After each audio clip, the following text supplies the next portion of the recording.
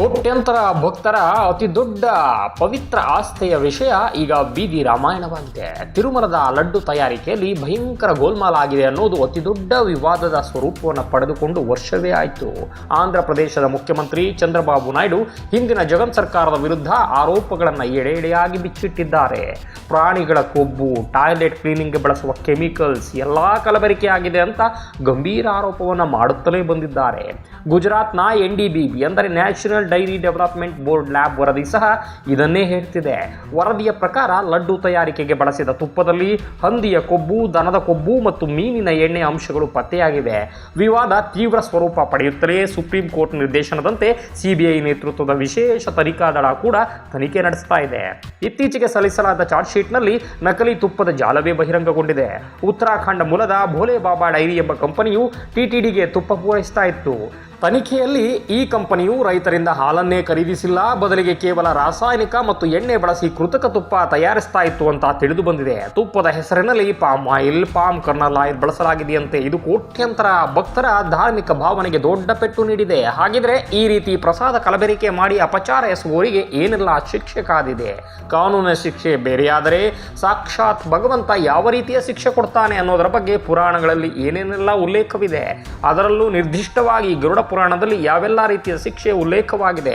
ಅಷ್ಟಕ್ಕೂ ತಿರುಮಲದ ಲಡ್ಡು ಪ್ರಸಾದಕ್ಕೆ ಪೌರಾಣಿಕ ಹಿನ್ನೆಲೆ ಏನಾದರೂ ಇದೆಯಾ? ಈ ಲಡ್ಡು ಪ್ರಸಾದ ಕೊಡೋಕೆ ಶುರುವಾಗಿದ್ದು ಯಾವಾಗಿಂದ?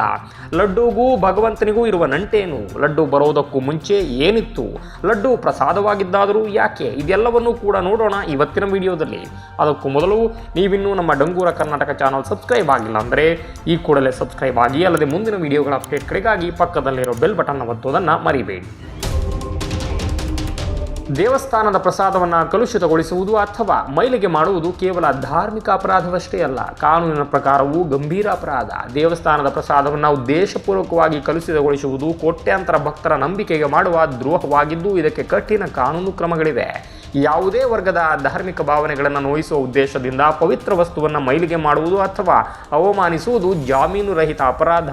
ಇದಕ್ಕೆ 3 ವರ್ಷಗಳವರೆಗೆ ಜೈಲು ಶಿಕ್ಷೆ, ದಂಡ ಅಥವಾ ಎರಡನ್ನೂ ವಿಧಿಸಬಹುದು. ಅಲ್ಲದೆ ಪ್ರಸಾದ ಭಕ್ತರು ಸೇವಿಸುವ ಆಹಾರವಾಗಿರೋದ್ರಿಂದ ಇದರಲ್ಲಿ ಕಲಬೆರಕೆ ಮಾಡುವುದು ಆಹಾರ ಸುರಕ್ಷತೆ ಮತ್ತು ಗುಣಮಟ್ಟ ಕಾಯ್ದೆ ಅಡಿಯಲ್ಲಿ ಅಪರಾಧ. ಇದು ಜನರ ಜೀವಕ್ಕೆ ಅಪಾಯ ತರುವ ಕೃತ್ಯ. ಇದಕ್ಕೆ ಜೀವಾವಧಿ ಶಿಕ್ಷೆಯವರೆಗೂ ಕೂಡ ಕಾನೂನು ಕ್ರಮ ಜರುಗಿಸಲು ಅವಕಾಶವಿದೆ. ಇದೆಲ್ಲ ಕಾನೂನಿನ ನೆರಳಲ್ಲಿ ನಡೆಯುವ ಪ್ರಕ್ರಿಯೆ. ಆದರೆ ನಿಜವಾದ ನ್ಯಾಯಾಧೀಶ ಭಗವಂತನ ತಕ್ಕಡಿಯಲ್ಲಿ ಬೇರೆಯದ್ದೇ ತೀರ್ಪಿದೆ ಅನ್ನುತ್ತವೆ ಪುರಾಣಗಳು.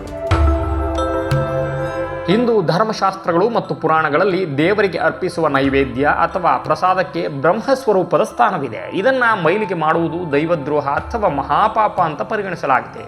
ತಿರುಮಲ ಸೇರಿದಂತೆ ದಕ್ಷಿಣ ಭಾರತದ ಪ್ರಮುಖ ದೇವಾಲಯಗಳು ಆಗಮಶಾಸ್ತ್ರದ ಪ್ರಕಾರ ನಡೆಯುವುದು. ಆಗಮಶಾಸ್ತ್ರಗಳ ನಿಯಮ ಅಂದರೆ ವೈಖಾನಸ ಮತ್ತು ಪಾಂಚರಾತ್ರ ಆಗಮದ ನಿಯಮಗಳ ಪ್ರಕಾರ ದೇವರ ನೈವೇದ್ಯ ತಯಾರಿಸುವ ಪಾಕಶಾಲೆ ಅಂದರೆ ಅಡಿಗೆ ಮನೆ ಮಹಾಲಕ್ಷ್ಮಿಯ ಸನ್ನಿಧಾನ ಅಂತ ನಂಬಲಾಗುತ್ತೆ. ಇಲ್ಲಿ ಶುಚಿತ್ವ ಕಾಪಾಡೋದು ಪರಮಧರ್ಮ. ಇಲ್ಲಿ ನೈವೇದ್ಯಕ್ಕೆ ಅಪಚಾರವಾದರೆ ಅದು ದೇವರಿಗೆ ಸೇರುವುದಿಲ್ಲ. ಇಂತಹ ಕೃತ್ಯ ಎಸಗಿದವರಿಗೆ ಮತ್ತು ಅದಕ್ಕೆ ಕಾರಣರಾದವರಿಗೆ ವಂಶನಾಶ, ರಾಜ್ಯಕ್ಕೆ ಕ್ಷಾಮ ಮತ್ತು ರೋಗಗಳು ಬರುತ್ತವೆ ಅಂತ ಎಚ್ಚರಿಸಲಾಗಿದೆ ಪುರಾಣಗಳಲ್ಲಿ. ಈ ರೀತಿಯ ಅಪಚಾರದ ಬಗ್ಗೆ ಗರುಡ ಪುರಾಣ ಮತ್ತು ಸ್ಕಂದ ಪುರಾಣಗಳಲ್ಲಿ ಉಲ್ಲೇಖಗಳಿವೆ. ಪಾಪ ಮತ್ತು ನರಕದ ವಿವರಣೆಗಳಿವೆ.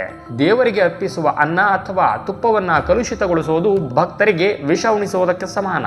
ಗರುಡ ಪುರಾಣದ ಪ್ರಕಾರ ದೇವದ್ರವ್ಯವನ್ನು ಅಪಹರಿಸುವ ಅಥವಾ ಹಾಳು ಮಾಡುವ ವ್ಯಕ್ತಿಯು ಮರಣದ ನಂತರ ಕ್ರಿಮಿ ಭೋಜನ ಎಂಬ ನರಕಕ್ಕೆ ಹೋಗ್ತಾನೆ ಅಂತ ಹೇಳಲಾಗಿದೆ. ದೇವರಿಗೆ ಅರ್ಪಿಸುವ ದ್ರವ್ಯದಲ್ಲಿ ಮೋಸ ಮಾಡಿದರೆ ಆ ವ್ಯಕ್ತಿಯು ಮುಂದಿನ ಜನ್ಮದಲ್ಲಿ ಕುಷ್ಠರೋಗ ಅಥವಾ ದೀರ್ಘಕಾಲದ ವ್ಯಾಧಿಯಿಂದ ನರಳುತ್ತಾನೆ ಅಂತ ಸ್ಕಂದ ಪುರಾಣದಲ್ಲಿ ಉಲ್ಲೇಖವಿದೆ. ಇನ್ನು ತಿರುಮಲದಲ್ಲಿ ವೆಂಕಟೇಶ್ವರನಿಗೆ ನೈವೇದ್ಯ ಮಾಡುವುದು ಸಾಕ್ಷಾತ್ ವರಾಹಸ್ವಾಮಿ ಮತ್ತು ಭೂದೇವಿಯ ಅನುಮತಿಯ ಮೇರೆಗೆ. ಇದು ತಲೆಮಾರುಗಳಿಂದ ಅನೂಚಾನವಾಗಿರುವ ನಂಬಿಕೆ ಮತ್ತು ಪದ್ಧತಿ. ಲಡ್ಡು ಅಥವಾ ಅನ್ನಪ್ರಸಾದದಲ್ಲಿ ದೋಷವಿದ್ದರೆ ಅದು ಶ್ರೀನಿವಾಸನಿಗೆ ಮಾಡುವ ಅಪಚಾರವಲ್ಲ, ಬದಲಿಗೆ ಜಗನ್ಮಾತೆ ಮಹಾಲಕ್ಷ್ಮಿಗೆ ಮಾಡುವ ಅವಮಾನ. ಶಾಸ್ತ್ರಗಳ ಪ್ರಕಾರ ಇದಕ್ಕೆ ಪ್ರಾಯಶ್ಚಿತ್ತವೇ ಇಲ್ಲ, ಕೇವಲ ಕಠಿಣ ಶಿಕ್ಷೆಯ ಪರಿಹಾರ. ಪ್ರಸಾದ ಮೈಲಿಗೆ ಮಾಡೋರಿಗೆ ಗರುಡ ಪುರಾಣದಲ್ಲಿ ಉಲ್ಲೇಖವಾಗಿರುವ ಕ್ರಿಮಿ ಭೋಜನದ ಬಗ್ಗೆ ವಿವರವಾಗಿ ನೋಡೋಣ. ಕ್ರಿಮಿ ಭೋಜನ ಅನ್ನೋದು ಮರಣಾನಂತರ ಪಾಪಿಗಳು ಹೋಗುವ ನರಕಗಳಲ್ಲಿ ಒಂದು. ಇದರ ಹೆಸರೇ ಸೂಚಿಸುವಂತೆ ಇದು ಹುಳಗಳ ಊಟ ಅಥವಾ ಹುಳುಗಳೇ ಆಹಾರವಾಗಿರುವ ನರಕವಾಗಿದೆ. ಯಾರು ಈ ನರಕಕ್ಕೆ ಹೋಗ್ತಾರೆ ಅನ್ನೋದನ್ನ ಗರುಡ ಪುರಾಣ ವಿವರವಾಗಿ ಹೇಳಿದೆ. ಮನೆಗೆ ಬಂದ ಅತಿಥಿಗಳಿಗೆ, ಹಿರಿಯರಿಗೆ ಅಥವಾ ಮಕ್ಕಳಿಗೆ ಊಟ ನೀಡದೆ ತಾನೊಬ್ಬನೇ ಬಾಗಿಲು ಹಾಕಿಕೊಂಡು ಅಥವಾ ಅವರೆಲ್ಲರಿಗಿಂತ ಮೊದಲು ಹೊಟ್ಟೆ ತುಂಬ ಊಟ ಮಾಡುವವರು, ಅಡುಗೆ ಮಾಡಿದ ನಂತರ ದೇವರಿಗೆ ಅರ್ಪಿಸದೆ ಅಂದರೆ ನೈವೇದ್ಯ ಮಾಡದೆ ಅಥವಾ ಹಸಿದವರಿಗೆ ದಾನ ಮಾಡದೆ ಸ್ವಾರ್ಥದಿಂದ ತಾನೇ ತಿನ್ನುವವರು, ಅಲ್ಲದೆ ದೇವರಿಗಿಡಲಾಗಿರುವ ನೈವೇದ್ಯ ಮತ್ತು ಪ್ರಸಾದವನ್ನು ಮೈಲಿಗೆ ಮಾಡುವರು, ಬೇರೆಯವರ ಕಷ್ಟದ ಫಲವನ್ನು ತಾವು ಅನುಭವಿಸುತ್ತಾ ಅವರಿಗೆ ಮೋಸ ಮಾಡಿ ತಾನು ಮಾತ್ರ ಸುಖ ಪಡುವವರು, ಇವರೆಲ್ಲರೂ ಕೂಡ ಈ ಕ್ರೂರವಾದ ಕ್ರಿಮಿ ಭೋಜನದ ನರಕಕ್ಕೆ ಹೋಗ್ತಾರೆ ಎಂದಿದೆ ಗರುಡ ಪುರಾಣ. ಈ ಕ್ರಿಮಿ ಭೋಜನ ನರಕದಲ್ಲಿ ಶಿಕ್ಷೆ ಹೇಗಿರುತ್ತೆ ಅಂದರೆ ಇದೊಂಥರ ಅತ್ಯಂತ ಹೇಸಿಗೆಯ ಮತ್ತು ಭಯಾನಕವಾದ ನರಕ ಅಂತ ವರ್ಣಿಸಲಾಗಿದೆ. ಈ ನರಕವು 1,00,000 ಯೋಜನೆಗಳಷ್ಟು ವಿಸ್ತಾರವಾಗಿದ್ದು ಸಂಪೂರ್ಣವಾಗಿ ಅಸಹ್ಯಕರವಾದ ಹುಳುಗಳು ಮತ್ತು ಕ್ರಿಮಿಗಳಿಂದ ತುಂಬಿರುತ್ತೆ. ಇಲ್ಲಿಗೆ ಬರುವ ಪಾಪಿಯನ್ನು ಆ ಹುಳುಗಳು ಕಚ್ಚಿ ತಿಂತಾವೆ. ಅಷ್ಟೇ ಅಲ್ಲ, ಆ ಪಾಪಿಯು ಕೂಡ ಹಸಿವನ್ನು ತಾಳಲಾರದೆ ಅದೇ ಅಸಹ್ಯಕರವಾದ ಹುಳುಗಳನ್ನೇ ತಿನ್ನಬೇಕಾಗುತ್ತೆ. ಪಾಪಿಯ ದೇಹವನ್ನು ಆ ಹುಳುಗಳು ತಿಂದು ಮುಗಿಸಿದರೂ ಅವನಿಗೆ ಮತ್ತೆ ಮತ್ತೆ ಹೊಸ ದೇಹ ಬರುತ್ತೆ ಮತ್ತು ಈ ಹಿಂಸೆ ನಿರಂತರವಾಗಿ ಮುಂದುವರಿಯುತ್ತದೆ ಎಂದು ಉಲ್ಲೇಖಿಸಲಾಗಿದೆ ಗರುಡ ಪುರಾಣದಲ್ಲಿ. ಇನ್ನು ತಿರುಮಲದಲ್ಲಿ ಲಡ್ಡು ಪ್ರಸಾದ ಹೇಗೆ ಬಂತು ಅನ್ನೋದನ್ನು ನೋಡೋಣ. ತಿರುಮಲದ ಲಡ್ಡು ಪ್ರಸಾದಕ್ಕೆ ಜಾಗತಿಕ ಮನ್ನಣೆ ಇದ್ದರೂ ಇದು ಪುರಾಣ ಕಾಲದಿಂದಲೂ ಇದ್ದ ಪ್ರಸಾದವಲ್ಲ. ಇದು ಸುಮಾರು 18ನೇ ಶತಮಾನದಲ್ಲಿ ಅಂದರೆ ಹತ್ತಿರ 300 ವರ್ಷಗಳ ಹಿಂದಷ್ಟೇ ದೇವಸ್ಥಾನದ ಪದ್ಧತಿಗೆ ಸೇರ್ಪಡೆಯಾದ ಒಂದು ಸಿಹಿ ತಿನಿಸು.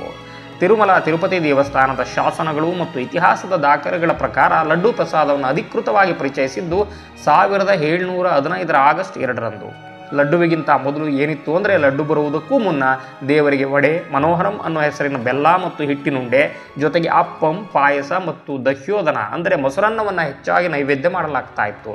ಪ್ರಸಾದವಾಗಿ ಲಡ್ಡು ಯಾಕೆ ಬಂತು ಅನ್ನೋದಕ್ಕೂ ಕೂಡ ಒಂದು ಹಿನ್ನೆಲೆ ಇದೆ. ತಿರುಪತಿಗೆ ಕಾಲ್ನಡಿಗೆಯಲ್ಲಿ ಬರುವ ಭಕ್ತರು ಊರಿಗೆ ಹಿಂದಿರುವಾಗ ಪ್ರಸಾದವನ್ನು ತೆಗೆದುಕೊಂಡು ಹೋಗೋದಕ್ಕೆ ಬಯಸ್ತಾ ಇದ್ರು. ಆದರೆ ಆಗ ಪ್ರಸಾದವಾಗಿ ಕೊಡ್ತಾ ಇದ್ದ ಅನ್ನ ಅಥವಾ ಪಾಯಸ ಬೇಗ ಕೆಡ್ತಾ ಇತ್ತು. ಆದ್ದರಿಂದ ಹೆಚ್ಚು ದಿನ ಕೆಡದಂತೆ ಉಳಿಯುವ, ಒಯ್ಯಲು ಸುಲಭವಾಗುವ ಸಿಹಿ ಉಂಡೆ ಅಗತ್ಯವಿತ್ತು. ಈ ಕಾರಣಕ್ಕಾಗಿ ಲಡ್ಡು ತಯಾರಿಕೆ ಆರಂಭವಾಯಿತು.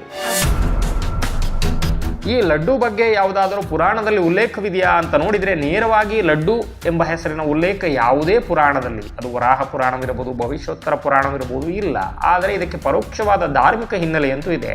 ಪುರಾಣಗಳಲ್ಲಿ ವೆಂಕಟೇಶ್ವರನನ್ನ ನೈವೇದ್ಯ ಪ್ರಿಯ ಅಂತ ಕರೆಯಲಾಗುತ್ತೆ. ಅವನಿಗೆ ಬಗೆ ಬಗೆಯ ಭಕ್ಷ್ಯಗಳನ್ನು ಅರ್ಪಿಸುವುದು ಆಗಮಶಾಸ್ತ್ರದ ಒಂದು ಭಾಗ.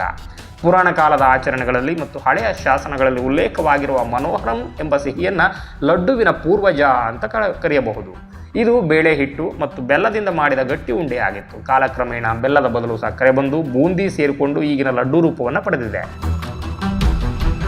ಲಡ್ಡು ತಯಾರಿಸುವ ಅಡುಗೆ ಮನೆಯನ್ನು ಪೋಟು ಅಂತ ಕರೆಯಲಾಗುತ್ತೆ. ಇದು ಮಹಾಲಕ್ಷ್ಮಿಯ ಅಡಗುತಾಣ ಅಂದರೆ ವಾಸಸ್ಥಾನ ಅನ್ನೋದು ನಂಬಿಕೆ. ಹೀಗಾಗಿ ಇಲ್ಲಿ ತಯಾರಾಗುವ ಲಡ್ಡುವಿಗೆ ದೈವಿಕ ಶಕ್ತಿ ಮತ್ತು ರುಚಿ ಬರುತ್ತದೆ ಅನ್ನೋದು ಭಕ್ತರ ನಂಬಿಕೆ. ಇನ್ನು ಲಡ್ಡು ತಯಾರಿಸಲು ಬಳಸುವ ಪದಾರ್ಥಗಳ ಪ್ರಮಾಣವನ್ನು ದಿಟ್ಟಂ ಅಂತ ಕರೀತಾರೆ. ಇದನ್ನು ಕಾಲಕಾಲಕ್ಕೆ ಬದಲಾಯಿಸಲಾಗಿದೆ.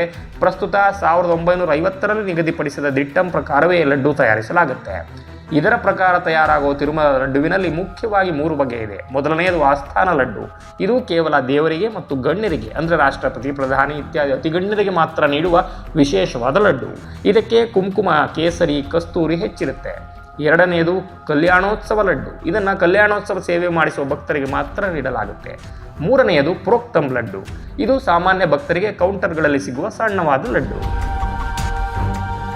ಒಟ್ಟಾರೆ ಭಕ್ತರ ಅನುಕೂಲಕ್ಕಾಗಿ 18ನೇ ಶತಮಾನದಲ್ಲಿ ಅಂದರೆ 1715ರಲ್ಲಿ ಆರಂಭವಾದ ಈ ಪವಿತ್ರ ಪ್ರಸಾದದ ಸುತ್ತ ಇದೀಗ ಇಷ್ಟೆಲ್ಲ ಲೋಪ ವಿವಾದಗಳೆದ್ದಿರೋದು ಕೋಟ್ಯಾಂತರ ಭಕ್ತರ ಪಾಲಿಗಂತೂ ಆಘಾತಕಾರಿಯಾಗಿದೆ. ವೀಕ್ಷಕರು, ಈ ಲಡ್ಡುವಿನ ಕುರಿತ ಈ ವಿಶೇಷವಾದ ಮಾಹಿತಿ ನಿಮಗೆ ಇಷ್ಟ ಆಗಿದರೆ ಲೈಕ್ ಮಾಡಿ, ಕಮೆಂಟ್ ಮಾಡಿ, ಶೇರ್ ಮಾಡಿ. ಅಲ್ಲದೆ ಡಂಗೂರ ಕರ್ನಾಟಕ ಚಾನಲ್ ಸಬ್ಸ್ಕ್ರೈಬ್ ಆಗಿಲ್ಲ ಅಂದರೆ ಈ ಕೂಡಲೇ ಸಬ್ಸ್ಕ್ರೈಬ್ ಆಗಿ ಮುಂದಿನ ಎಲ್ಲ ವಿಡಿಯೋಗಳ ಅಪ್ಡೇಟ್ಗಳಿಗಾಗಿ ಪಕ್ಕದಲ್ಲಿರೋ ಬೆಲ್ ಬಟನ್ ಒತ್ತುವುದನ್ನು ಮರಿಬೇಡಿ. Thank you.